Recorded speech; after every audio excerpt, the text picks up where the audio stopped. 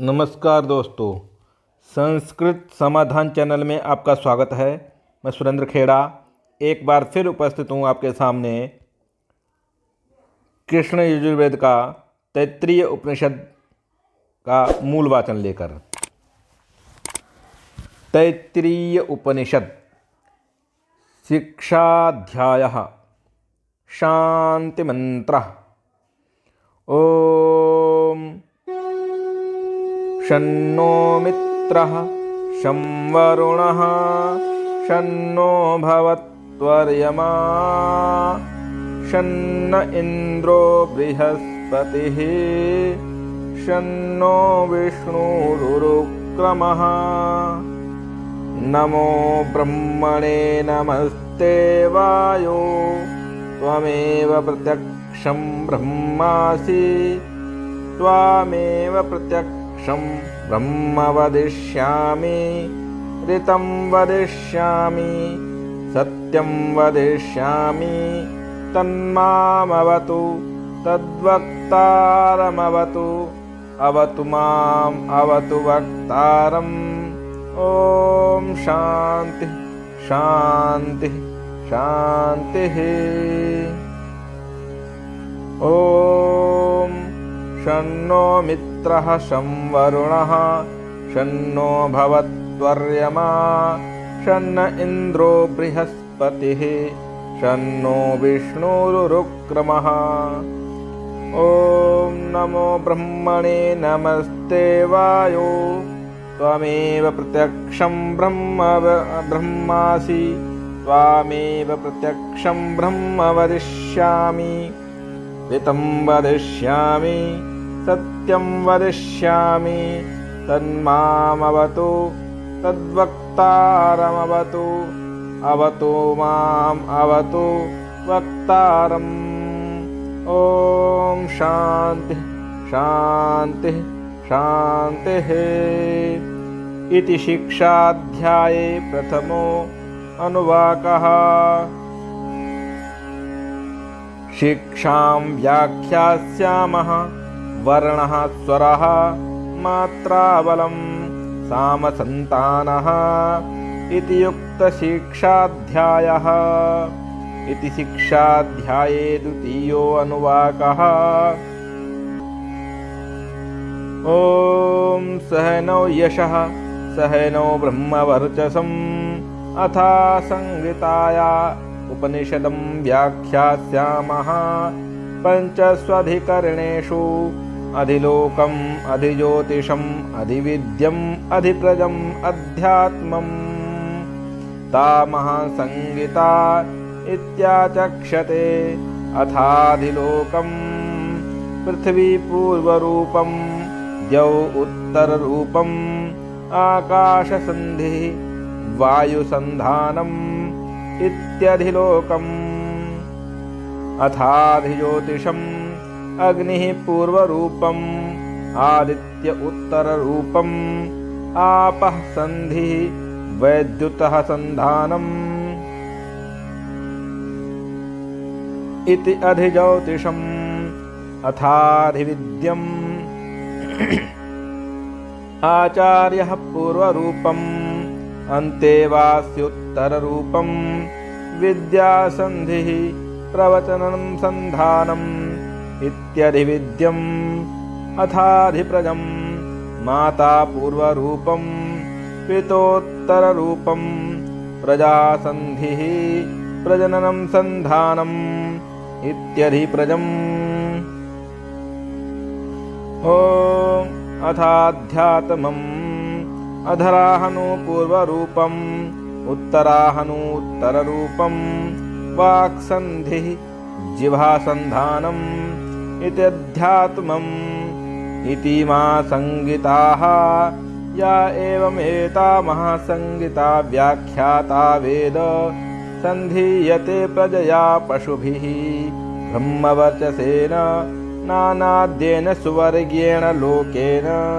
इति शिक्षाध्याये तृतीयो अनुवाकः। अथ चतुर्थो अनुवाकः। यश्छन्दसामऋषभो विश्वरूपः छन्दोभ्यो अध्यमृतात् सम्भवुव समेन्द्रो मेधया स्पृणोतु अमृतस्य देवधारणो भूयासम् शरीरं मे विचर्षणं जिह्वा मे मधुमत्तमा कर्णाभ्यां भूरि विश्रुवं ब्रह्मणा केशोऽसि मेधया अपि हितः श्रुतं मे गोपाय आवहन्ति वितन्वाना कुर्वाणा चीरात्मानः वासांसि मम गवाश्च अन्नपाने च सर्वदा ततो मे श्रियमावह लोमशां पशुभिः सह स्वाहा ॐ आमायन्तु ब्रह्मचारिणः स्वाहा विमायन्तु ब्रह्मचारिणः स्वाहा प्रमायन्तु ब्रह्मचारिणः स्वाहा दमायन्तु ब्रह्मचारिणः स्वाहा शमायन्तु ब्रह्मचारिणः स्वाहा ॐ यशोजने सानि स्वाहा श्रेयानवसस्योसानि स्वाहा तं त्वा भगप्रविशानि स्वाहा समा भगप्रविश स्वाहा तस्मिन् तत्सहस्रशाखे निभगाहं त्वयि मृजे स्वाहा यथा पाप्रवता यान्ति यथा मासा अहर्जरम् एवं मा ब्रह्मचारिणः धारायन्तु सर्वतः स्वाहा प्रतिवेशोऽसि प्रमाभाहि प्रमापद्यस्व इति शिक्षा अध्याये चतुर्थो अनुवाकः अथ पंचमो अनुवाकः ॐ भूरिति भूर्भुवः सुवरिति वा एतास्तिस्रो व्याहृतयः तासामुहै स्मैतां चतुर्थीं माहा चामस्माहा चमस्य प्रभेदयते महा इति ब्रह्म तद्ब्रह्म महा इति तद्ब्रह्म स आत्मा अंगानि अन्या देवताः भूरिति वा अयं लोकाः भुव इति अन्तरिक्षलोकं सुवरित्यसौ लोकः महा इत्यादित्यः आदित्येन वाव सर्वे लोका महीयन्ते भूरिति वा अग्निः भुव इति वायुः सुवरिति आदित्याः महा इति चन्द्रमा चन्द्रमसा भाव सर्वाणि ज्योतिषीं महीयन्ते भूरिति वा ऋचः भुव इति सामानि सुवरिति यजुंषि ॐ महा इति ब्रह्म ब्रह्मणा वाव सर्वे वेदा महीयन्ते भूरिति वै प्राणः भुव इति प्राणः सुवरिति व्यानः महा इति अन्नम् अन्नेन वाव सर्वे प्राणा महीयन्ते तावा एताश्चतस्रश्चतुर्धा चतस्रश्चतस्रो बाहिर्तयः तायो वेद सा वेद ब्रह्म सर्वस्मै देवावलिम् आवहन्ति इति शिक्षा अध्याये पंचमो अनुवाकः अथ षष्ठो अनुवाकः स ॐ साय एषो अन्तर्हृदय आकाशः तस्मिन् अयं पुरुषो मनोमयः अमृतो हिरण्यमयः अन्तरेण तालुके य एष स्तन इवावलम्बते तेन्द्रयोनिः यत्रासौ केशान्तो विवर्तते विपोह्य शीर्षकपाले भूरित्यग्नौ प्रतितिष्ठति भुव इति वायौ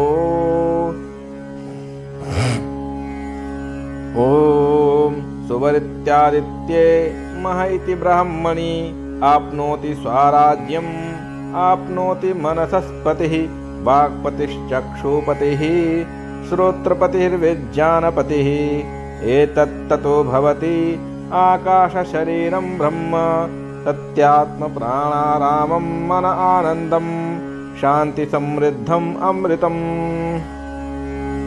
इति प्राचीनयोगोपास्वस्व इति शिक्षाध्याये षष्ठो अनुवाकः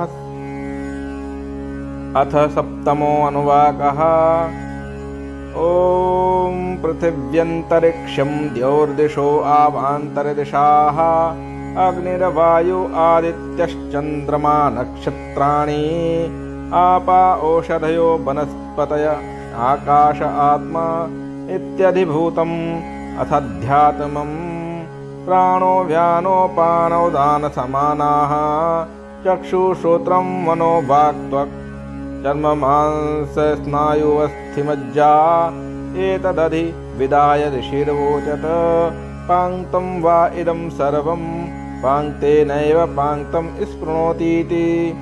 इति शिक्षाध्याये सप्तमो अनुवाकः। अथ अष्टमो अनुवाकः। ओमिति ब्रह्म ओमिति इदं सर्वम् ओमित्येतन्नोकृतिर्ह स्ममा अप्यो श्रावयेत्याश्रावयन्ति ओमिति श्रामानि गायन्ति ॐ शोमिति शस्त्राणि शंसन्ति ओमित्यध्वरि प्रतिगरं प्रतिगृणाति ओमिति ब्रह्मा प्रसौति ओमित्यग्निहोत्रम् अनुजानाति ओमिति ब्रह्मणा रक्षन्नाः ब्रह्मोपाप्नवानीति ब्रह्मैवोपाप्नोति। इति शिक्षा अध्याये अष्टमो अनुवाकः। अथ नवमो अनुवाकः। ॐ ऋतं च स्वाध्याये प्रवचने च सत्यं च स्वाध्याय प्रवचने च तपश्च स्वाध्याय प्रवचने च दमश्च स्वाध्याय प्रवचने च समश्च स्वाध्याय प्रवचने च अग्नयश्च स्वाध्याय प्रवचने च अग्निहोत्रं च स्वाध्याय प्रवचने च अतिथयश्च स्वाध्याय प्रवचने च मानुषं च स्वाध्याय प्रवचने च प्रजा च स्वाध्याय प्रवचने च प्रजनयश्च स्वाध्याय प्रवचने च प्रजातिश्च स्वाध्याय प्रवचने च सत्यमिति सत्यवचाराथीतराः तपो इति तपो नित्यः पौरुशिष्टः स्वाध्याय प्रवचने एवेति नाको मौद्गल्याः तद्धिस्तपस्तद्धि तपः। इति शिक्षा अध्याये नवमो अनुवाकः। अथ दशमो अनुवाकः। ॐ अहं वृक्षस्य रेरिव कीर्तिं प्रेष्ठं गिरिरिव ऊर्ध्वं पवित्रो वाजिनीव स्वामृतमस्मि द्रविणं सर्ववर्चसं सुमेधा अमृतोक्षिता। इति त्रिशङ्को वेदानुवचनम्। इति दशमो शिक्षाध्याये दशमो अनुवाकः। अथ एकादश अनुवाकः। ॐ वेदमनुच्याचार्यो अन्तेवासिनम् अनुशास्ति सत्यं वद धर्मं चर स्वाध्यायान्मा प्रमदः आचार्याय प्रियं धनम् आहृत्य प्रजातन्तुं मा व्यवच्छेत्सीः सत्यान्न प्रमदितव्यं धर्मान्न प्रमदितव्यं कुशलान्न प्रमदितव्यं भूत्यैः न प्रमदितव्यम् स्वाध्याय प्रवचनाभ्यां न प्रमदितव्यम् देवपितृकार्याभ्यां न प्रमदितव्यं मातृदेवो भव पितृदेवो भव आचार्यदेवो भव अतिथिदेवो भव यान्य अनवद्यानि कर्माणि तानि सेवितव्यानि नो इतराणि यान्यस्माकं सुचरितानि तानि त्वयोपास्यानि नो इतराणि ॐ नो इतराणि ये के चास्मच्छ्रेयां सो ब्राह्मणाः तेषां त्वय्यासनेन प्रश्वसितव्यं श्रद्धया देयम् अश्रद्धया देयं श्रिया देयं ह्रिया देयं भिया देयं संविदा देयम् अथ यदि ते कर्मविचिकित्सा वा वृत्तिचिकित्सा वा स्यात्। ॐ ये तत्र ब्रह्मणा शमर्षिणाः युक्ता अयुक्ताः अलुक्षा धर्मकामाः स्युः यथा ते तत्र वर्तेरन् तथा तत्र वर्तेथाः अथाभ्याख्यातेषु ये तत्र ब्रह्मणः समर्षिणाः युक्ता अयुक्ताः अलुक्षा धर्मकामाः स्युः यथा ते तेषु वर्तेरन् तथा तेषु वर्तेथाः अथ एष आदेशः एष उपदेशः एषा वेदोपनिषत् एतदनुशासनम् एवम् उपासितव्यम् एवमुचैतदुपास्यम् इति शिक्षाध्याये एकादशोऽनुवाकः। ॐ शन्नो मित्रः शं वरुणा शन्नो भवत्वर्यमा शन्न इन्द्रो बृहस्पतिः शन्नो विष्णुरुक्रमः।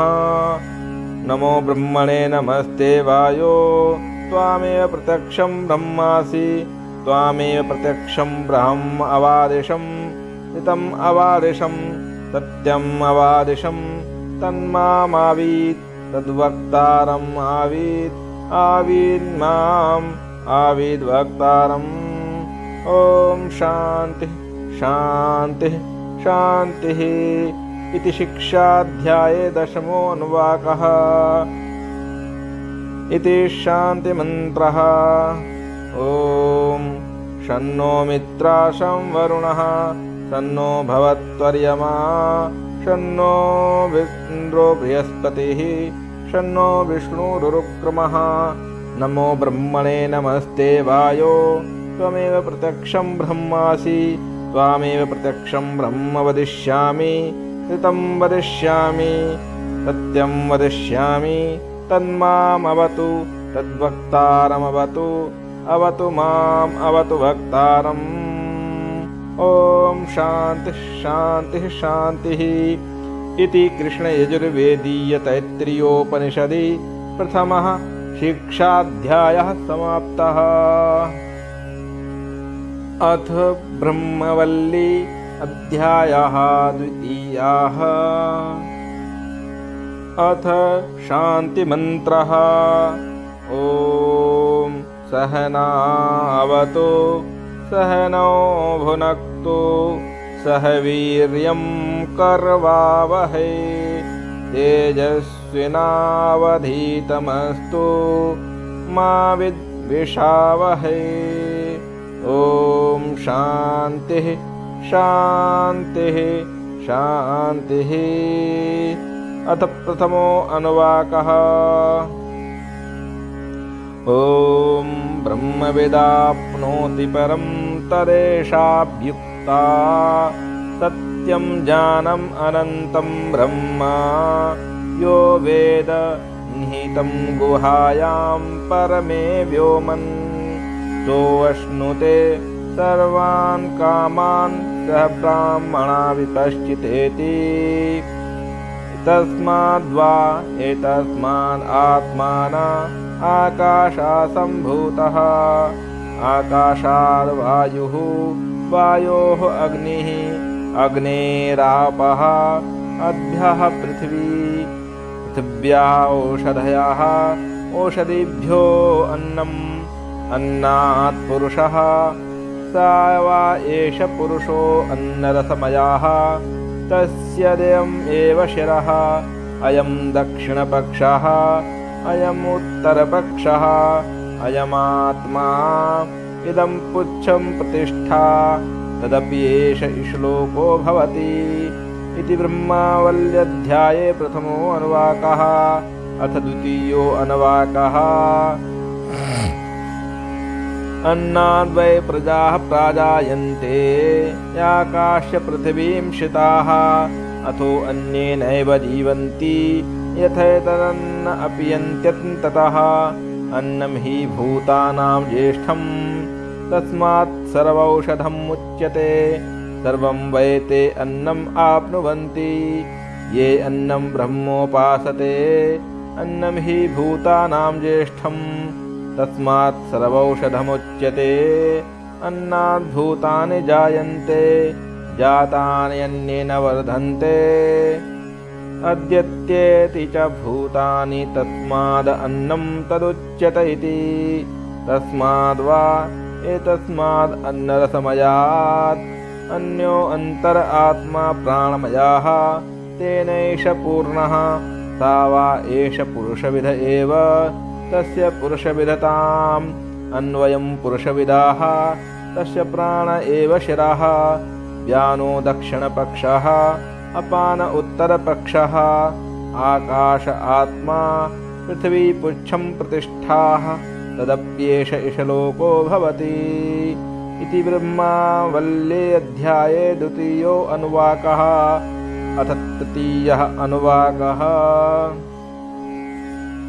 प्राणं देवः अनुप्राणन्ति मनुष्याः पशवश्च ये प्राणो हि भूतानामायुः तस्मात् सर्वायुषमुच्यते सर्वमेव त आयुर्यन्ति ये प्राणं ब्रह्मोपासते प्राणो हि भूतानामायुः तस्मात् सर्वायुषमुच्यत इति तस्यैष एव शारीरात्मा यः पूर्वस्य तस्माद्वा एतस्मात् प्राणमयात् अन्यो अन्तर आत्मा मनोमयः तेनैष पूर्णः सा वा एष पुरुषविद एव तस्य पुरुषविदताम् अन्वयं पुरुषविदः तस्य यजुरेव शिराः दिग्दक्षिणपक्षः सामोत्तरः पक्षः आदेश आत्मा अथर्वाङ्गिरसः पुच्छं प्रतिष्ठा तदप्येष इशलोको भवति इति ब्रह्मावल्यध्याये तृतीयो अनुवाकः। अथ चतुर्थो अनुवाकः। यतो वाचो निवर्तन्ते अप्राप्य मनसा सह आनन्दं ब्राह्मणो विद्वान् न बिभेति कदाचनेति तस्यैष एव शारीर आत्मा यः पूर्वस्य तस्माद्वा एतस्मात् मनोमयात् अन्यो अन्तर आत्मा विज्ञानमयः तेनैष पूर्णः सा वा एष पुरुषविद एव तस्य पुरुषविदताम् अन्वयं पुरुषविदाः तस्य श्रद्धैव शिराः ऋतं दक्षिणपक्षः सत्यमुत्तरपक्षः योग आत्मा महापुच्छं प्रतिष्ठा तदप्येष श्लोको भवति इति ब्रह्मवल्ल्याध्याये चतुर्थो अनुवाकः। अथ पंचमो अनुवाकः।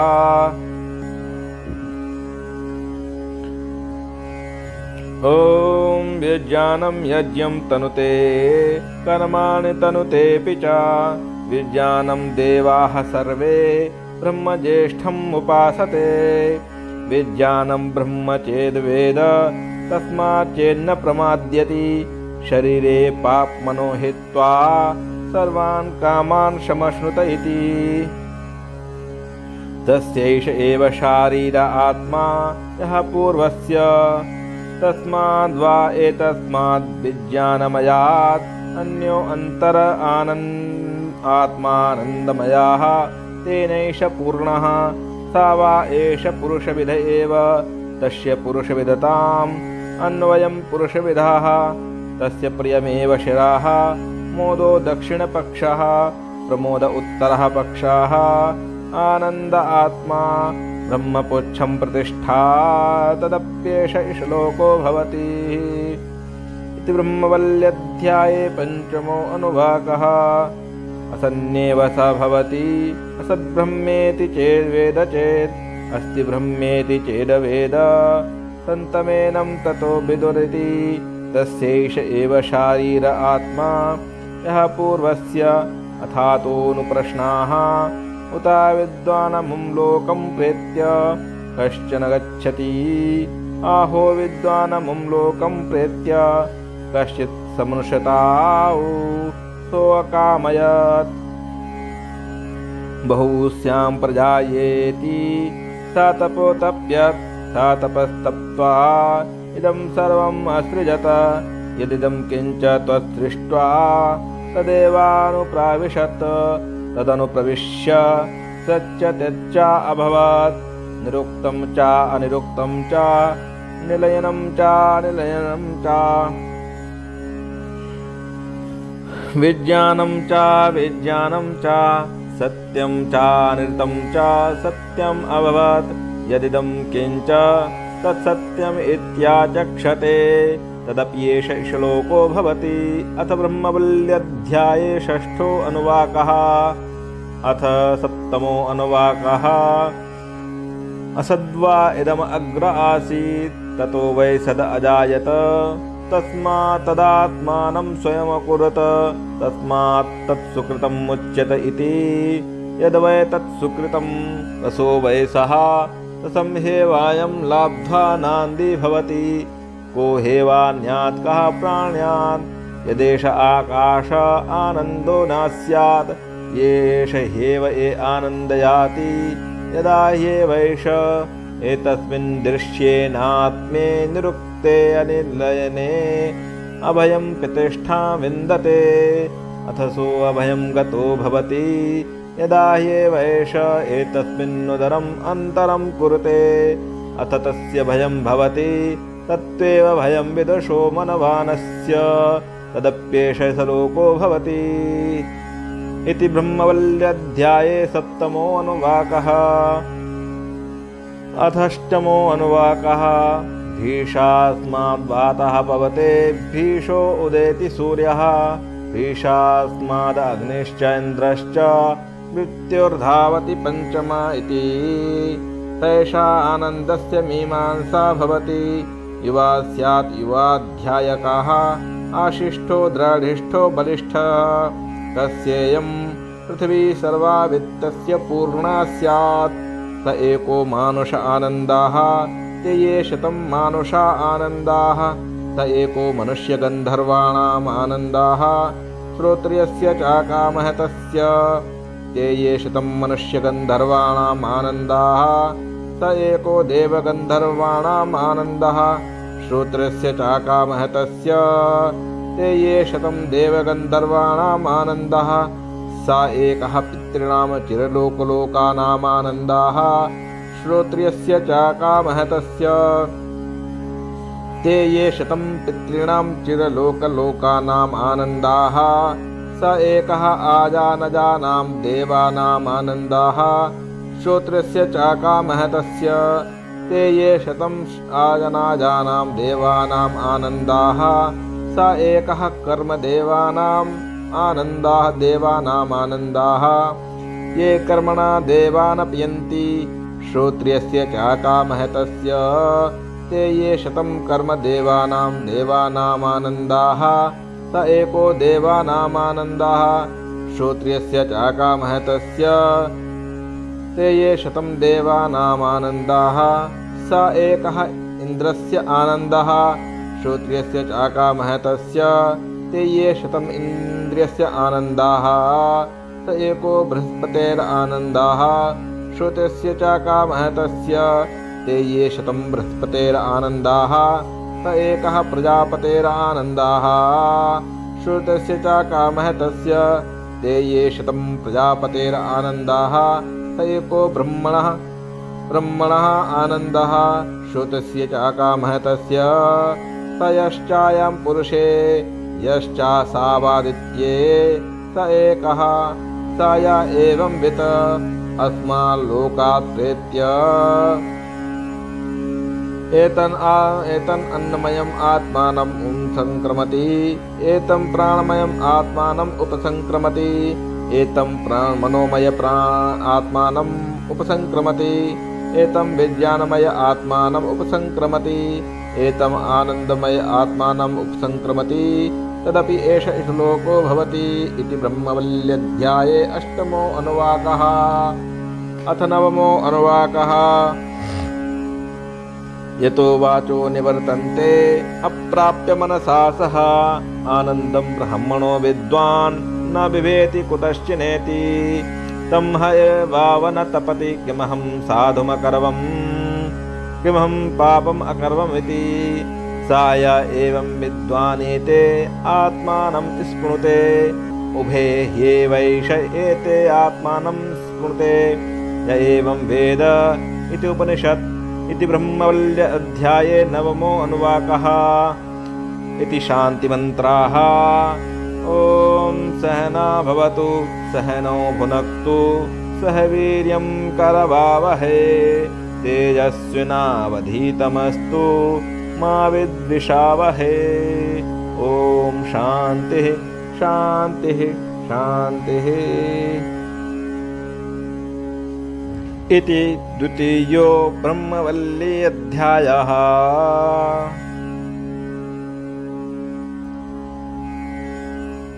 अथ भृगुवल्ली अध्यायः तृतीयः। अथ शान्तिमन्त्रः। ॐ सहना भवतु सहनौ भुनक्तु सह वीर्यं करवावहै तेजस्विनावधीतमस्तु मा विद्विषावहै। अथ भृगुवल्ली अध्याये प्रथमो अनुवाकः।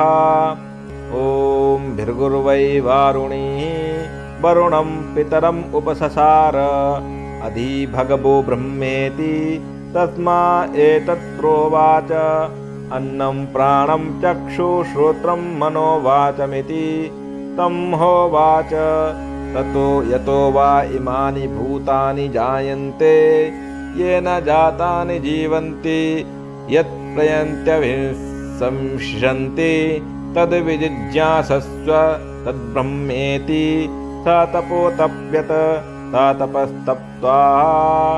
इति भृगुवल्ल्याध्याये प्रथमो अनुवाकः। अथ द्वितीयो अनुवाकः। ॐ अन्नं ब्रह्मेति व्यजानात् अन्नाद्येव खलु इमानि भूतानि जायन्ते अन्नेन जातानि जीवन्ति अन्नं प्रयन्त्यभिसंविशन्तीति तद्विज्ञाय पुनरेव वरुणं पितरम् उपससार अधीः भगवो ब्रह्मेति तं होवाच तपसा ब्रह्मविजिज्ञासस्व तपो ब्रह्मेति स तपोतप्यत स तपस्तप्त्वा। इति भृगुवल्ल्याध्याये द्वितीयो अनुवाकः। अथ तृतीयो अनुवाकः। ॐ प्राणो ब्रह्मेति व्यजानात् प्राणाद्येव खलु इमानि भूतानि जायन्ते प्राणेन जातानि जीवन्ति प्राणं प्रयन्त्यभिसंविशन्तीति तद्विज्ञाय पुनरेव वरुणं पितरम् उपससार अधि भृगवो ब्रह्मेति तं होवाच तपसा ब्रह्मविजिज्ञासस्व तपो ब्रह्मेति स तपोतप्यत स तपस्तप्त्वा। इति भृगुवल्ल्याध्याये तृतीयो अनुवाकः। अथ चतुर्थो अनुवाकः। ॐ मनो ब्रह्मेति व्यजानात् मनसो ह्येव खलु इमानि भूतानि जायन्ते मनसा जातानि जीवन्ति मनः प्रयन्त्यभिसंविशन्तीति तद्विज्ञाय पुनरेव वरुणं पितरम् उपससार अधिः भगवो ब्रह्मेति तं होवाच तपसा ब्रह्मविजिज्ञासस्व तपो ब्रह्मेति स तपोतप्यत स तपस्तप्त्वा। इति भृगुवल्ल्याध्याये चतुर्थो अनुवाकः। अथ पंचमो अनुवाकः। ॐ विज्ञानं ब्रह्मेति व्यजानात् विज्ञानाद्येव खलु इमानि भूतानि जायन्ते विज्ञानेन जातानि जीवन्ति विज्ञानं प्रयन्त्यभिसंविशन्तीति तद्विज्ञाय पुनरेव वरुणं पितरम् उपससार अधिः भगवो ब्रह्मेति तं होवाच तपसा ब्रह्मविजिज्ञासस्व तपो ब्रह्मेति स तपोतप्यत स तपस्तप्त्वा। इति भृगुवल्ल्याध्याये पंचमो अनुवाकः। अथ षष्ठो अनुवाकः। ॐ आनन्दो ब्रह्मेति व्यजानात् आनन्दाद्येव खलु इमानि भूतानि जायन्ते आनन्देन जातानि जीवन्ति आनन्दं प्रयन्त्यभिसंविशन्तीति सैषा भार्गवी वारुणी विद्या परमे व्योमन् प्रतिष्ठिता या एवं वेद प्रतिष्ठति अन्नवान अन्नादो भवति महान् भवति प्रजया पशुभिर्ब्रह्मवर्चसेन महान् कीर्त्या। इति भृगुवल्ल्याध्याये षष्ठो अनुवाकः। अथ सप्तमो अनुवाकः। ॐ अन्नं न निन्द्यात् तद्व्रतं प्राणो वा अन्नं शरीरम् अन्नादम् प्राणे शरीरं प्रतिष्ठति शरीरे प्राणः प्रतिष्ठितः तद एतद् अन्नमन्ये प्रतिष्ठितं यः सा या एतद् अन्नमन्ये प्रतिष्ठितं वेद प्रतिष्ठति अन्नवान् अन्नादो भवति महान् भवति प्रजया पशुभिर्ब्रह्मवर्चसेन महान् कीर्त्या इति भृगुवल्ल्याध्याये 7मो अनुवाकः अथष्टमो अनुवाकः।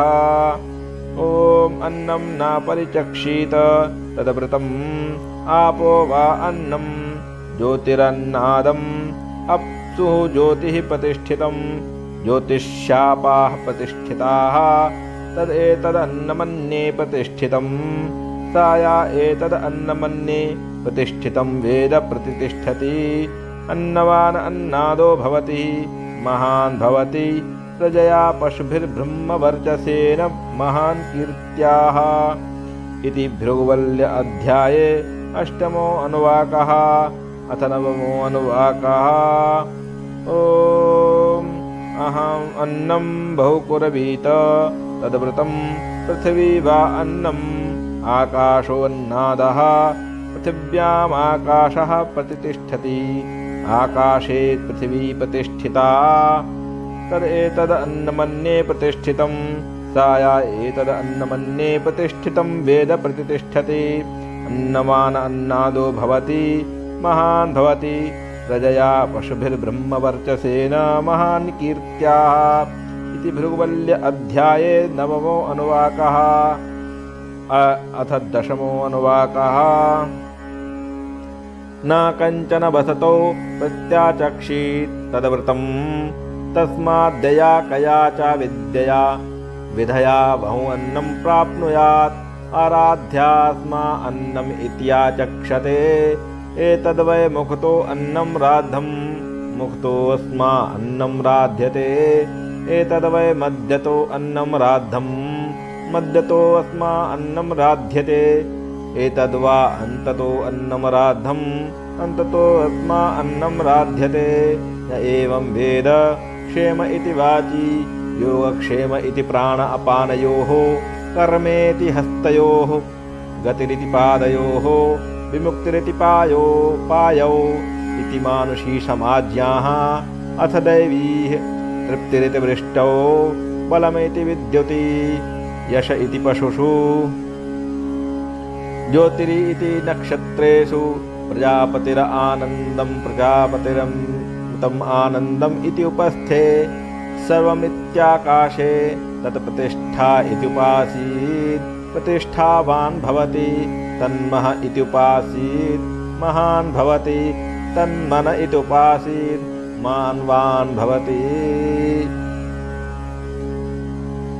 ॐ तन्नम् इति उपासीत् नम्यन्ते यस्मै कामाः तद्ब्रह्मेत्युपासीत् ब्रह्मवान् भवति तद्ब्रह्मणा परिमलः इत्युपासीत् पर्येण म्रियन्ते दुषन्तः सपत्नाः पर्ये प्रिया भ्रातृव्याः तयश्चायं पुरुषे यश्चासावादित्ये सा एकः सा या एवंवित अस्माल्लोकात् प्रेत्य एतन् अन्नमय आत्मानम् उपसंक्रम्य एतं प्राणमय आत्मानम् उपसंक्रम्य एतं मनोमय आत्मानम् उपसंक्रम्य एतं विज्ञानमय आत्मानम् उपसंक्रम्य एतम् आनन्दमय आत्मानम् उपसंक्रम्य इमां लोकान् कामानि कामरूप्यानुसञ्चरन् एतत्सास गायन्नास्ते हावु हावु हावु।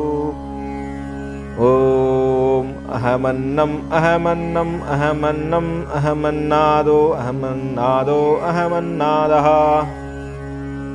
आमश्लोककृदहम् आमश्लोककृदहम् श्लोककृत् अहमस्मि प्रथमजादितास्य पूर्वं देवेभ्यो अमृतस्य नाभायि यो मा ददाति स इदेव मा वा अहमन्नम् अहमन्नम् अदन्तामद्मि अहं विश्वं भवनमभ्यभावामि सुवर्णज्योतिः य एवं वेद इति उपनिषत् इति भृगुवल्ल्य अध्याये 10 अनुवाकः। इति शान्तिमन्त्रः। ॐ सहनौ भवतु सहनौ भुनक्तु सह वीर्यं करवावहै तेजस्विनावधीतमस्तु मा विद्विषावहै। ॐ शान्तिः शान्तिः शान्तिः। इति भृगुवल्ली अध्याये समाप्तः। इति कृष्णयजुर्वेदीया तैत्तिरीय उपनिषदः शान्तिमन्त्रः। ॐ शन्नो मित्रा शं वरुणः शन्नो भवत्वर्यमा शन्न इन्द्रो बृहस्पतिः शन्नो विष्णुरुक्रमः।